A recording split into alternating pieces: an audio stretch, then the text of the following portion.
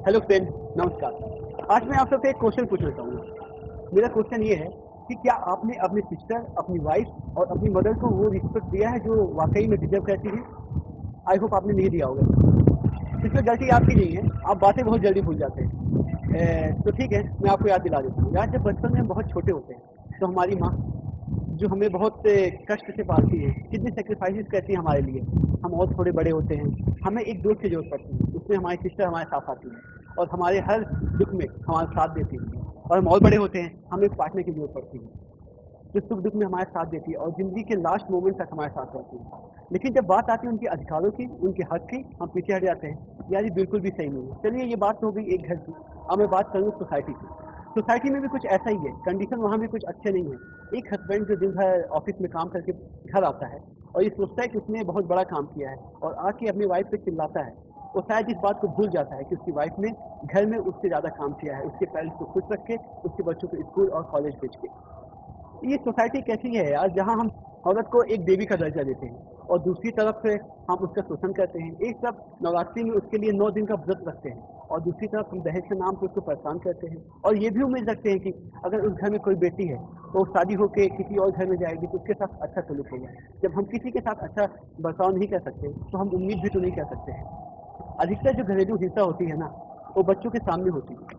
उसमें सबसे ज़्यादा इफेक्ट बच्चों की मेंटालिटी पर पड़ता है। उनका एक माइंड सेट बन जाता है कि जो सोसाइटी में वो रह रहे हैं वो मेल डोमिनेटिंग सोसाइटी है और आगे भी जाके वो ऐसा ही करते हैं। तो प्लीज ऐसे बचिए, बच्चों के सामने प्लीज घरेलू हिंसा न होने दीजिए और इन सबको रोकिए। अपने देश ने बहुत ज़्यादा काम किया है वुमेन इंपॉवरमेंट पे, पर इतना भी काम नहीं किया है जितना होना चाहिए था।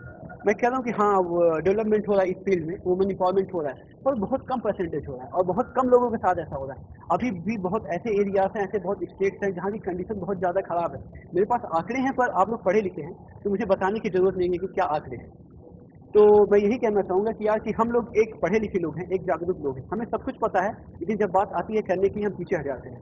कहने और करने में बहुत ज़्यादा अंतर है।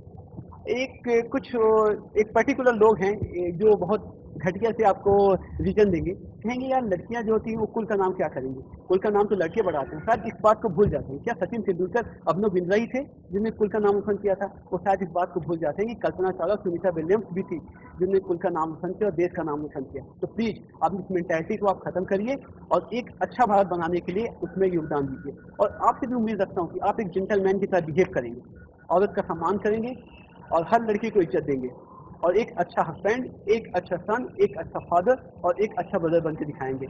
मैं और औरतों के लिए कहना चाहूँगा कि आपने बहुत पुराने समय से और अभी तक बहुत ज़्यादा सेक्रीफाइसेस किए हैं और हमारे लिए बहुत ज़्यादा काम किया है, चाहे कोई भी यूँ हो। आपने हमेशा त्याग किया है हमारे लिए, हमारे सोसाइटी के लिए, हमारे देश के लिए, लेकिन आपको वो अधिकार और सम्मान अभी तक नहीं मिल पाया है। तो बहुत हुआ।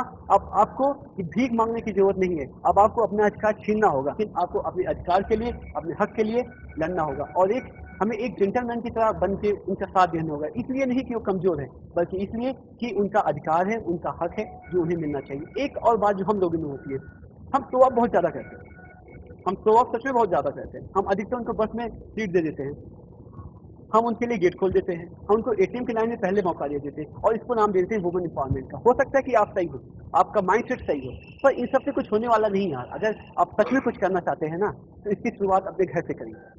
आप अपनी वाइफ की रिस्पेक्ट करिए, अपने सिस्टर की रिस्पेक्ट करिए। हम बात जिम्मेदारी उठाने की जब आती है बहुत पीछे भाग जाते हैं, लेकिन जब बात आती है ऑनर फीलिंग की, हम सबसे आगे रहते हैं। यार, अभी भी कंडीशन ऐसे ही है ना कि औरतों को अभी तक प्रॉपर्टी में पूरा हिस्सा नहीं दे पाए हैं। तो प्लीज इन सबको बदलती और एक अच्छा भारतीय नागरिक बनिए। हो सकता है कि आप कहें कि भाई डेवलप्ड नेशन के लिए जीएसटी बिल बहुत इंपॉर्टेंट है, एफडीआई बहुत ज़्यादा इंपॉर्टेंट है, सब कुछ इंपॉर्टेंट है यार। टेक्नोलॉजी के फील्ड में देश को बहुत आगे जाना पर यार, इन सब का एक लिमिटेड एरिया है। अगर सच में देश को बहुत आगे ले जाना है ना, तो सबसे पहले वहाँ के लोगों को, वहाँ की औरतों को, वहाँ के हर एक नागरिक को उनका अधिकार, उनका सम्मान मिलना चाहिए। जीएसटी आए ना आए, एफडीआई आए या ना आए, कुछ हो या ना हो, पर औरतों को उनका अधिकार, उनका सम्मान मिलना चाहिए, क्योंकि जब तक उनको मौका नहीं मिलेगा तब तक देश आगे नहीं बढ़ेगा। एक और मैं कहना चाहूँगा, हिंदी में एक लाइन है कि जिस घर में औरतों की इज्जत नहीं होती ना, वो घर कभी तरक्की नहीं कर सकता। इसी तरह जिस देश में औरतों को सम्मान, अधिकार और उनका हक नहीं मिलेगा ना, वो देश कितनी भी तरक्की करके बहुत पीछे रह सकता है।